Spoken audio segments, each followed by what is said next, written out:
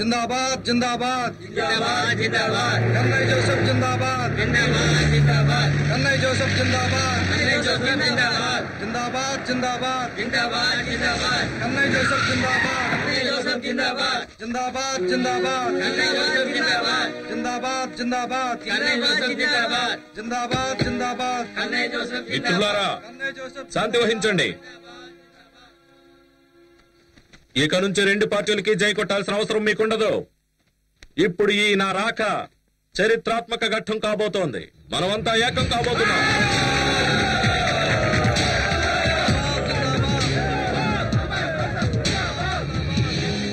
కూర్చో. మన పార్టీల విలీనం నాకు కల. మన కార్యకర్తలు, మన మత పెద్దలు, బంధువులు కోరుకుంటున్నది ఇదే. అవును, మనమిద్దరం కలిసిపోయినట్టు వార్త, కౌగిలించుకున్నట్టు ఫోటో రేపు అన్ని పత్రికల్లోనూ హెడ్లైన్స్ అవుతుంది. అందరూ ఎంతో ఆత్రంగా ఎదురు చూస్తున్నారు. అంతకు ముందు మనం షరతుల గురించి మాట్లాడుకోవాలి. ఏముంటాయి మన మధ్య షరతులు? నువ్వు బయటకు వెళ్ళినప్పుడు నీకున్న పదవీ గౌరవం తిరిగి వచ్చినప్పుడు కూడా నీకే దక్కుతుంది. అది నాకు సరిపోదు పాల్ గారు. నేను పాత పదవి దక్కుతుందని మాత్రం రాలేదు. తీసుకోవడానికి వచ్చాను, ఇవ్వడానికి కాదు. నేను కోరింది ఏదైనా ఇవ్వడానికి నువ్వు తయారుగా ఉంటే దానికి వెలకడతాను. వెలకడతావా? నువ్వా? చూడు నాన్న, పార్టీల మీద పార్టీలు మారుతూ నిలకడలేని నువ్వు గాలిలో ఉన్నావు. శాసనసభలో అధ్యక్ష అని పిలవాలనుకుంటే నువ్వు నోరు మూసుకుని నువ్వు ఈ కాళ్లు పట్టుకోవాలి. వీడి మొహానికి షరతులు ఒకటి. అవే ఎంసీ పాల్ నా కండిషన్స్. అవి మీ చేత ఒప్పించడం నా వల్ల అవుతుంది. అవేంటో ఒక్కసారి వినండి. మళ్ళా చెప్పండి సార్. శరవివ్వండి కన్నయ్య గారు. రేపు జరగబోయే ఉప ఎన్నికల్లో నేను చెప్పే వ్యక్తులే పోటీలో ఉండాలి. మనం కలిసిపోతే పార్టీకి అధ్యక్షులు మీరే అవుతారు. జనరల్ సెక్రటరీ నాకు. వచ్చే ఎన్నికల్లో మన అలయన్స్ అధికారంలోకి వస్తే నాకు మంత్రి పదవి, అది రెవెన్యూ శాఖ. నవ్వులా టాప్ అన్న ట్రంప్ కార్డ్. తురుపు ముక్క చేతిలో పెట్టుకుని ఈ కన్నయ్య ఎక్కడికొచ్చాడు. నీ పరువుని పదవిని కూల్చేసే బ్రహ్మాస్త్రం నా దగ్గర.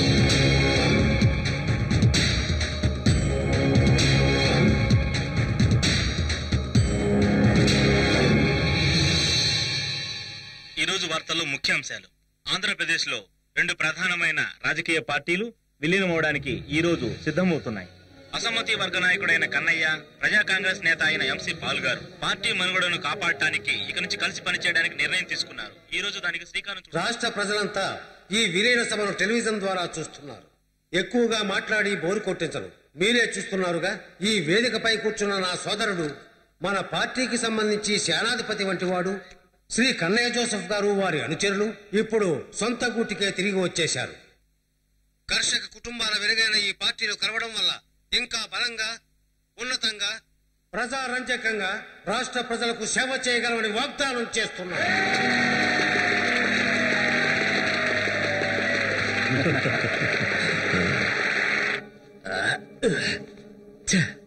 కంపు కొడుతోంది కద్దరు. మన రాజకీయ నాయకులు ఈ కంపెనీ ఎలా భరిస్తున్నారో. ఇలాంటి సందర్భంలో నువ్వు ఈ డ్రెస్సే వేయాలి, తప్పదు. ఢిల్లీలో రాజకీయ నాయకులు ఎంత దర్జాగా ఉంటారో తెలుసా? వాళ్ళు జనం ముందే ఈ కంపు చొక్కాలు వేసుకుంటారు ఓట్లు దండుకోవడానికి. వాళ్ళకి రాత్రిళ్ళు బట్టలు వేసుకునే అవసరమే ఉండదుగా. ఏమంటావు డేవిడ్? అవును, ఏంటిలా? ప్రజా కాంగ్రెస్ మహావిలీన సభ జరుగుతుంది కదా శ్యాము. కన్నయ్య ఎడమ మేళం, పాల్గారి కుడి మేళంతో కుమ్మక్కై ఆడే తైతక్కల ఆటకి నువ్వు వెళ్తే బావున్ను అనిపించింది. అన్నట్టు నువ్వు ఆ కేసు వదిలేసావా ఏమిటి? ఏ కేసు? అదే నీ బ్రదర్ ని హత్య చేసిన వాడిని పట్టుకోవడం కోసం పిచ్చి పిచ్చిగా తిరిగావు కదా. ఈ మధ్య నీలో కొంచెం దమ్ము తగ్గిందనుకుంటాను, కానీ నాలో దమ్ము మాత్రం రోజు రోజు పెరుగుతోంది. అందుకే హంతకుడి పట్టుకున్నాను. ఇంతకీ వాడెవడో అన్న విషయం అడగవేంట్రా? నీకు తెలుసుకోవాలని లేదా? అదొక బ్రహ్మాండమైన థ్రిల్లర్ రా. రాజయోగం కలిగి ఉండి అందమైన పూల రథం మీద ఊరేగుతూ వెళ్లి కొత్త నాయకుడి బంగారు సింహాసనాన్ని అధిష్ఠించాలనుకున్న బన్నిగాడు పాపం శవాల పెట్టిలో సిమెట్రీకి వెళ్ళాడు. అదెవరేంటో ముందు చెప్పిచావరా? చెబుతాన్రా, అందుకేగా నేను ఇక్కడికి వచ్చింది. అదంతా ఓ పగ. పదవి మీద ఉన్న వ్యామోహంతో ఎంసీ పాల్ గారి తనయులు, ఎంసీ పాల్ గారి బద్ధశత్రువైన కన్నయ్య సహాయంతో ఓ పోలీస్ ఆఫీసర్ ని కొనుక్కొని అతని ద్వారా పెరోల్లో బయటకొచ్చిన ఓ క్రిమినల్ అద్దెకి తీసుకుని బన్నీ పాలనే కాబోయే యువరాజుని హత్య చేయించేంత క్రూరత్వం నీకుందన్న విషయం తెలియగానే నా బంగారు కన్నా నేను షాక్ తిన్నా. సొంత తమ్ముడిని చంపించడానికి నీకు మనసులా వచ్చిందో నాకు అర్థం కావడం లేదు. ప్రభు ఇక మీదట ప్రజల గుండెల మీద బండలా కూర్చొని వాళ్ళ రక్తం పిలిచేవాడి విరువేనని నాకు అర్థమైపోయింది. బన్నీపాల్ని అంతం చేస్తేనే నీకు రాజకీయ భవిష్యత్తు ఉంటుందని అర్థం చేసుకున్నావు. నువ్వు ఎంసీ పాల్ కొడుకువే. వలకాల్లో ఓ గొయ్యి తవ్వించమని చెప్పండ్రా. వీణ్ణి చంపి పాతేయాల్సిన టైం వచ్చింది. డేవిడ్ జాన్ కన్నాబత్తుల, నీకు తెలిసిన పచ్చి నిజాలు నీతో పాటు సమాధైపోవాలి. నీకిక సెలవు. ఓకే, ఇప్పుడు నాకు బాగా నచ్చావు. నీ భాషా ప్రాసలు దమ్ము గిమ్ము చాలా బాగున్నాయి. ఓచలు లెక్కబెట్టే ముందు నీకు ఊపుడు దూకుడు బాగా ఎక్కువైనట్టున్నాయి. రా, ఈ కన్నాబొత్తల డేవిడ్ చిన్నప్పుడు పాకుండా డైరెక్ట్ గా వడివడిగా నడిచాడు. ఎప్పుడూ జారి పడలేదు. తర్వాత సింహ పిల్లల ఉరికాడు. ఆ విషయం నీకు తెలియదు కదూ. నా చరిత్రను తిరగరాయటం నీ వల్ల కాదు కదా, నీ అబ్బ వల్ల కాదు. నీ అబ్బబ్బకు కూడా సాధ్యం కాదురా నమ్మక ద్రోహి. నిన్ను ఈడ్చికెళ్ళడానికి ఇక్కడికి వచ్చాను. నా నుంచి తప్పించుకోలేదు. తుప్పు పట్టుకోరా. బాగండి అన్నయ్య కొంచెం పని మీద ఉన్నారు. అది పూర్తి వరకు మీరు ఇక్కడే ఉండండి. నువ్వు వీళ్ళని మేనేజ్ చేస్తుంటే నేను వీడి సంగతి తెలుస్తా.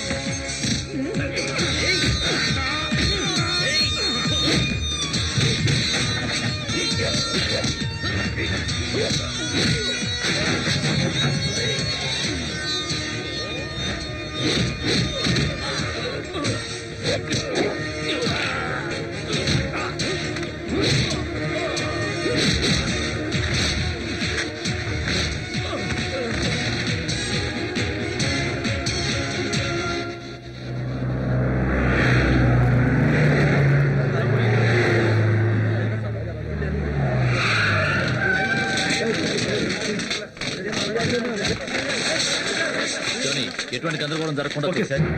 ప్రియమైన ప్రజలారా, చివరి శ్వాస వరకు నేను పార్టీకి సేవ చేస్తాను. అయితే మన పార్టీ కొత్త చైర్మన్ గా శ్రీ కన్నయ్య గారిని నియమిస్తున్న విషయాన్ని సభాముఖంగా తెలియజేస్తున్నాను.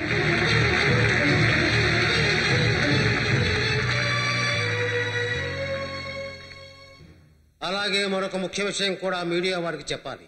శ్రీ ఉమా గారి రాజీనామా వల్ల జరగబోతున్న ఉప ఎన్నికల్లో నా కుమారుడు, మన పార్టీ యొక్క యువజన విభాగం ప్రెసిడెంట్ అయినటువంటి శ్రీ శామ్యూల్ గారిని అభ్యర్థిగా ప్రకటిస్తున్నాను. శామ్యూల్ వేదికపైకి రావాలి. శామ్యూల్.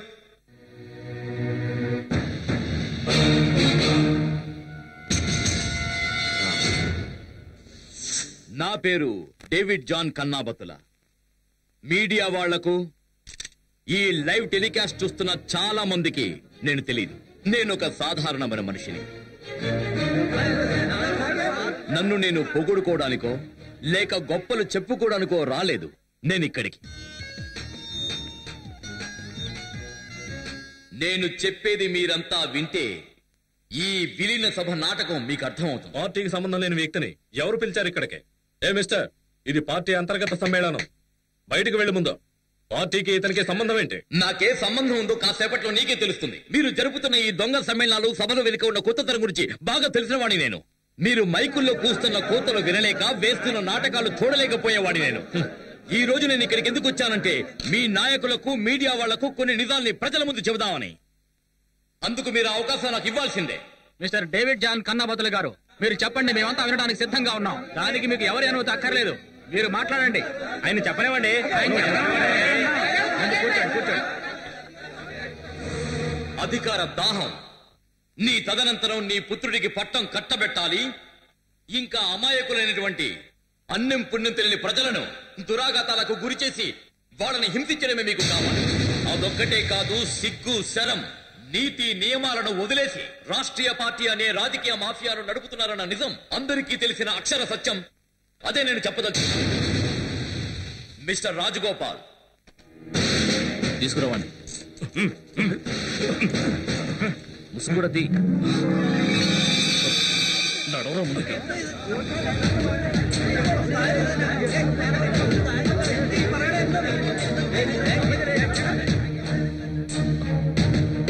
ఏంటి నోరు మూసుకుని కూర్చో. ముందు నువ్వు అటు నిలబడరా.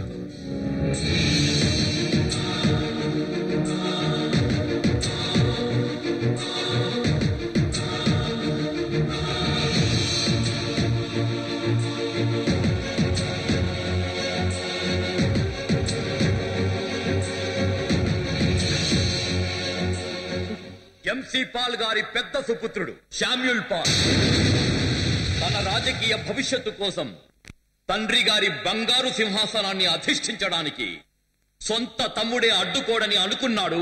అందుకే కిరాయి గుండాల చేత చంపించాడు.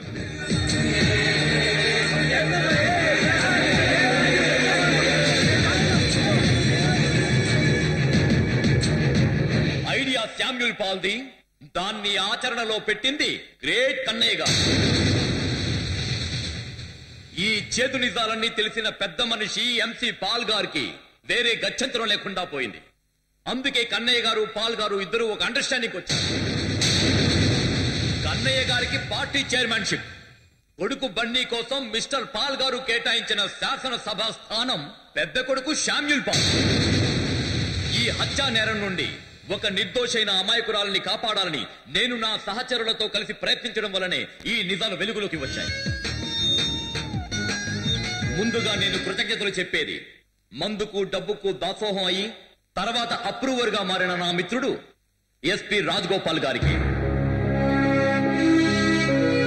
బాధ్యతాయుతమైన పోలీసు వృత్తిలో ఉన్న నేను నా డిపార్ట్మెంట్ ని, ప్రభుత్వాన్ని, ప్రజల్ని మోసం చేశాను. ఈనాటి చివరి నా అఫీషియల్ డ్యూటీ పూర్తయ్యాక నేను రాజీనామా చేస్తాను. నా నేరానికి తగిన శిక్ష అనుభవించడానికి నేను వెళ్లి న్యాయస్థానం ముందు నిలబడతాను.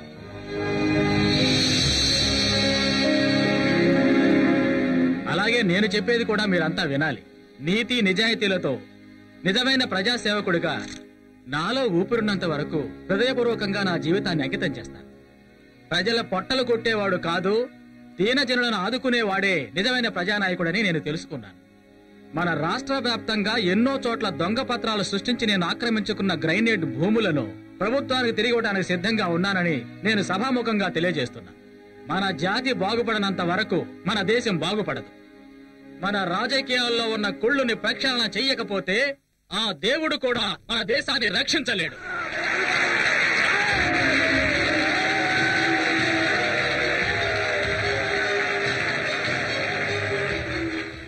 ఈ నిజాన్ని విన్న ప్రజలకు, ప్రజా ప్రతినిధులకు, న్యాయ కోవిదులకు, పాత్రికేయులకు అందరికీ ఓ చిన్న మాట. వీళ్ళు ఈ క్రిమినల్స్ శిక్షింపబడాలి. దానికి కావాల్సిన నిజమైన, స్పష్టమైన, దృఢమైన, అసలైన సాక్ష్యాలు, న్యాయాన్ని కాపాడే ఆ ధర్మదేవత ముందు పెట్టాల్సిన బాధ్యత నాది. అందుకు నేను సిద్ధంగా ఉన్నాను.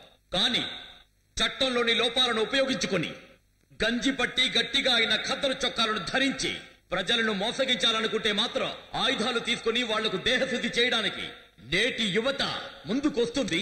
వాళ్లకు తోడుగా ఉంటాడు ఈ అజాత శత్రువు.